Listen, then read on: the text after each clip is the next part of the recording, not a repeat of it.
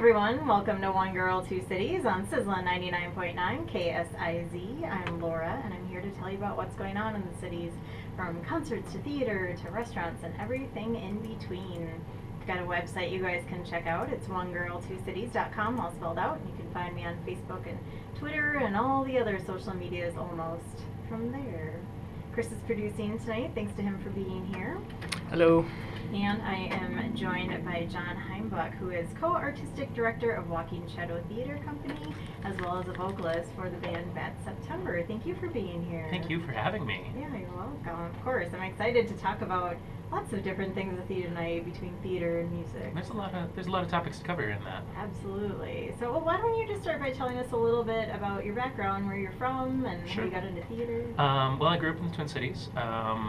Lived in Richfield and various parts of Heimbuch County, and started doing theater when I was pretty young, doing shows for Stages Theater Company. It was then Child's Play, and as an actor, and occasional tech things. Went to Purpose Center for Arts Education, studied theater there, a little bit of music and some dance, and then went to Mankato,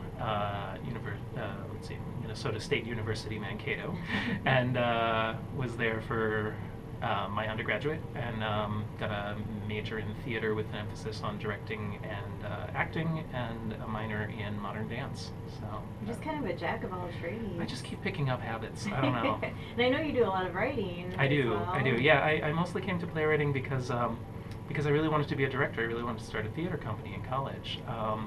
But I was never really thrilled by any of the plays that I read. So I felt like the best way to handle that was to just start writing my own. Yeah, that makes sense. Of course, then my girlfriend then, now my wife, Amy, was the one who directed the majority of my work. And so I actually ended up not being as much of a director, but more focusing on writing. Okay. So, and then you started Walking Shadow Theater Company. Yep. It's been 10 years now. 10 years. Congratulations and happy years. anniversary. Thank you. Yeah. So yeah, how did the concept come about for the company? You know, we did a fringe show way back in 2001 before we were Walking Shadow, and we had a really good time doing it. And then we kind of took a break. We burned out a little bit on that show. It was just a lot of work, and Fringe is pretty intense. it's pretty intense. But the director of the festival then, Dean Seal, saw the show, and he was the one who kind of encouraged us to do a show in the first place. He said to us, cornered Amy and I individually, and said that we should do a show at the Fringe in the next year. We were box officers back in '99 and 2000, and so we did. So we pulled this show together, and it went over rather well. It was, we were young. It was a first-time show, and the audience response was really, really solid. But we were very burned out at the end of it, and then 3 years later, I had been acting in the cities, and Amy had been working at the Children's Theater as a stage crew. Dean cornered us at the Fringe party, after party, in 2003, and said, "You know that show you did before, that in 2001? You should do another show, because that show was perfect, and you should just keep doing shows and not stop." We said, "Okay, fine, Dean. Jeez." And we were joined by our friend David Pisa, who is also at the Children's Theater as a backstage crew and lighting operator. And he joined us as our executive director, and the three of us have been running this company ever since. Started at the Fringe, did 3 shows, and then moved onwards from there to do fully staged productions in and around the Twin Cities. Yeah, I love that you guys kind of move all over to different locations. It can be great. It can be a little bit problematic, but it's always kind of nice. It's going to be hard to kind of get used to the different places and yeah, the nuances that come along. Yeah, with and that. every place has its own quirks, and trying to keep the audience coming from space to space. So making sure that everyone remembers, oh, we're over here now, is always a little bit of a thing. Yeah, I know you had a really excellent season though this past season. Yeah. The Three Musketeers. That was. That was almost a year ago now, but that was really fun. That was my own adaptation, and it was Amy directing, me writing, and then a cast of people doing epic sword fights for almost 3 hours. And it was actually the first of my shows that Amy had directed since 2008, so it was kind of nice, or 2009, so it was kind of nice to get back to the magic that kind of got us going in the first place. Sure. So. And then the big one for me, I saw The Whale at Next Blood Theater. I heard you talk about it. Yes. Oh my gosh, it still just sticks with me. I don't know. How did you find that piece? How did we find that piece? It was published in American Theater Magazine, I think maybe 3 years ago. Okay. And we read it there, and then we kept on having other people come up to us and say, hey, you know, we read The Whale, we really liked it, but it's really a walking shadow piece, you should do it. And I think we had 3 different people do that to us. And one of those people, very graciously, was Jack Ruler, who's the artistic director of Mixed Blood. And he encouraged us to come do the show and do it there, and he created a presentation partnership with us and encouraged us, opened his doors to us basically, which was really great. Yeah, I love that. I love Mixed Blood so much. I just feel like you can't go wrong with anything that they bring into their space. They have some pretty amazing programming. Yeah, I know last week I talked about they have Pussy Valley coming up as their next piece. I'm so excited for that show. Yeah, I have a ticket for opening night as part of my membership. Good. And it'll be interesting, to say the least. But yeah, I'm looking forward to seeing what they do because it looks like there's going to be some pole dancing. Yeah, I think so. Some fun things going on stage. But yeah, so The Whale, there was so much involved in that play, and it really made me think a lot about humanity and self-care even, and I still just remember by the end the way that the intensity built up, and I mean my heart was pounding just so hard. Well, that's great. So, well done to you. Thank you. Yeah, we had a lot of reports about people having very emotional experiences at the end of that show. I believe it. So, it was pretty cool. Well, I like the mission. I was on the website earlier today, and it says, Walking Shadow believes the human soul is a disturbing and beautiful place. We create engaging and memorable experiences that promote an exchange of ideas inspired by the stories we tell. By using established and new material, careful research, and bold artistic expression, we develop high-quality theater that illuminates the depths and heights of human capacity.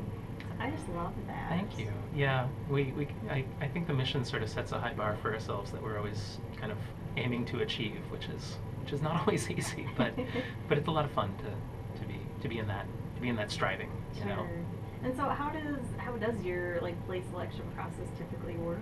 Well, a bunch of different ways. You know, as you said earlier, I'm a playwright, so oftentimes I'll have an idea of something I want to do, and we'll move to make room for that in the year. And so generally I write something for us every other year now. It seems to be about right.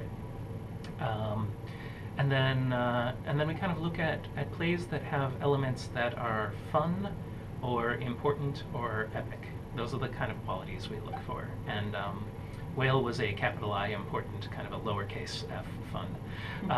Whereas Three Musketeers was very much capital F fun and lowercase I important.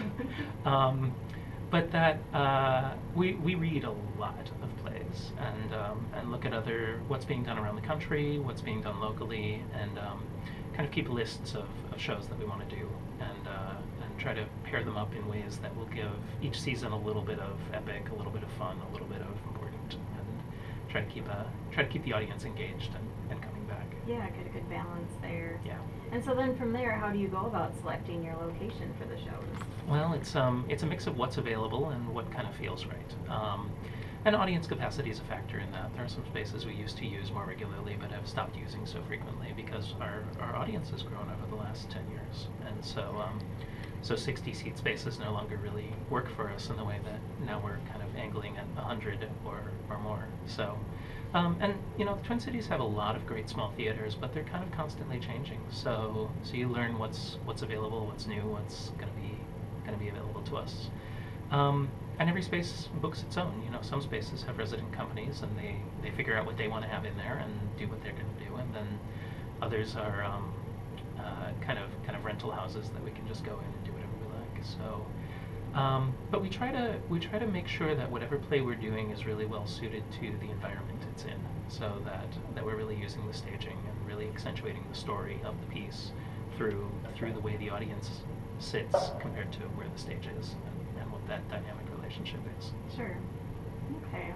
Yeah, I feel like I've just I'm at the tip of the iceberg as far as theater here because there is so much going on, and so I've one of my goals for this year I think is to get to at least 5 new theaters that I have never been to. Oh, because good. there are just so many. So far I've been to Yellow Tree Theater. I saw The Woman in Black up in Osseo. Oh, and good. It's such a cool theater. I mean, they're in a strip mall, but it's a really neat space, and they're so talented there. I also have tickets to their Next to Normal show coming up next month. Yeah. Well, and they have a really, really strongly engaged community down there too, which is phenomenal. Yes, for sure. And I mean, it's a little out of the way for those that might be more concentrated in the city, but it's well worth the drive. Yeah. Definitely. So, and then yeah, I remember being at the Ivy Awards this year. And Oh, great. And just hearing about all the different theaters. So that's kind of why I made it my goal to try and get to a bunch of new theaters this year, cool. because there were so many that I'd never heard of. And I usually feel like I have a decent grasp on the scene, but after There's the Ivy so Awards, many. I was like, I don't There know. are so many. Yeah, I just saw 2 shows this weekend too. I saw, what did I see? I saw The Nature Crown by Theatre Forever at the Guthrie Theatre's Dowling Studio, which was really fun, playful, by one of my regular collaborators, John Ferguson, and that was lovely. And then went and saw The Woodsman, which is very dark and haunting, by Theatre Pro Rata at the Nimbus Theatre. I heard a lot of good things about that. Yeah, it was a pretty powerful show. Awesome. Well, and speaking of the Ivy Awards, you have an interesting little claim to fame as far as that goes. You got to play a superhero I a couple sure of years did. ago. Oh, so it was part of their advertising campaign? Yeah, that's right. So I was lucky enough to be honored by them in 2012 for a production I directed for Walking Shadow of Complete Female Stage Beauty, written by Jeffrey Hatcher, about the time when Shakespearean actors used to be played by men and started being played by women, and that transitional era and the difficulties that it created. And it was this really fun, kind of wonderfully over-the-top, but very human kind of piece. And it won an overall excellence award from the Ivies, and so they said to me that they wanted me to be part of their marketing campaign that summer, and would I be willing to show up for a photo shoot? So I said sure, because can't turn that down. Okay, we'll see where this goes. But they didn't tell me anything about the photo shoot in advance. I mean, not a word. So I just knew to go to the Capitol building, and they would do a photo shoot there, and I thought that's kind of peculiar. I mean, that's a strange kind of location. Sure. And so I showed up, and they pull out this this book of costume sketches and designs, and it's all superhero, like ringmaster kind of styled stuff. And they basically sit me in a chair and put heavy eye makeup on and a bunch of glitter, and then have me put on this complex, suit.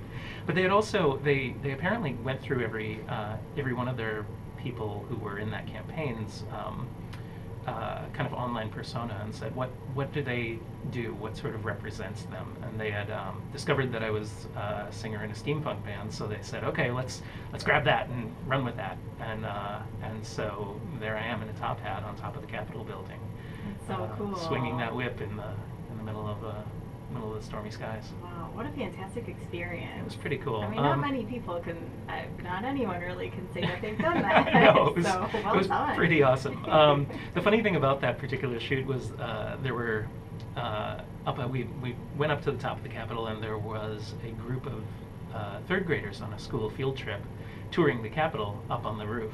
And so we sort of had to pretend that nothing was going on so that they would go away Sure. on their tour. So there I am in top hat with a cane and a whip, and I'm just Not awkward at it's all. nothing to see here, kids. Oh my gosh, that's so fun though. Yeah, it was pretty great. So, all right, cool. Well, yeah, when I first saw the picture, I thought it was like a painting actually. Yeah, they touched it up really well. Yeah, it looks really neat. So yeah, I'll make sure to post that online for Oh, please. everyone to see. So, and we will hear about your steampunk band more a little bit later in the show, but for now we'll let people enjoy a song by them, Bad September. So yeah, go ahead and enjoy the Turk. You're listening to One Girl, Two Cities on KSIZ Sizzlin' 99.9.